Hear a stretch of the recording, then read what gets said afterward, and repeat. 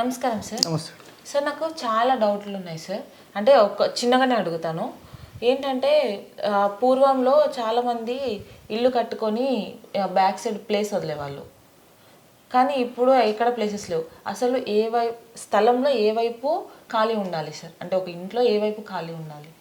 So మనం ఇల్లు కట్టుకుంటే మన స్థలంలో ఎటు ఉండాలి అనే పాయింట్. రైట్. మనము ఒక పెద్ద స్థలం తీసుకున్నాం, ఓకేనా? మనం ఫస్ట్ ఇల్లు ఎక్కడ కడుతున్నాం అనేది ఇంపార్టెంట్. సార్ దీనికి డైరెక్షన్స్ అని మాట్లాడితే ఇక్కడ చూడండి ఆల్రెడీ ఉంది, తూర్పు, పడమర, ఉత్తర, దక్షిణాలు, సేమ్ టు సేమ్ ఇక్కడ కూడా. సో మనము ఎటైతే ప్రధాన ద్వారం పెడతాము, ఫర్ ఎగ్జాంపుల్ ఇటు పెట్టాం, తూర్పు పెట్టాం, సో తూర్పే ఎక్కువ ఖాళీ ఉండాలి.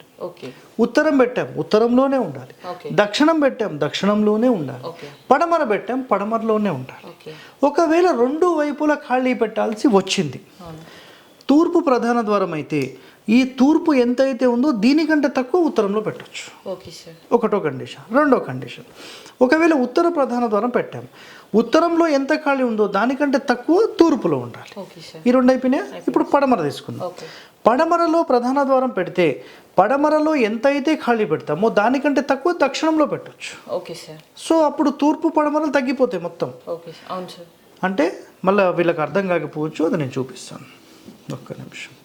మనకు పడమర ద్వారాలు పెట్టినప్పుడు ఏంటంటే ఖచ్చితంగా ఉత్తర, తూర్పు ఈ రెండు తక్కువ ఖాళీ ఉండాలి. ఇట్లా ఉండాలి. సో పడమరలో అన్నిటికంటే ఎక్కువ, దక్షిణంలో కొంచెం తక్కువ, తూర్పు అండ్ ఉత్తరం తక్కువ ఉంటుంది, అన్నిటికంటే తక్కువ.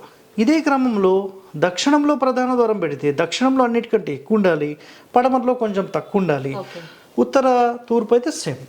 సో ఈ క్రమంగా ఏ వైపు ప్రధాన ద్వారం ఉందో ఆ వైపు 100% ఎక్కువ ఖాళీ ఉండాల్సిందే. ఇది క్లియర్ కట్ స్టేట్మెంట్.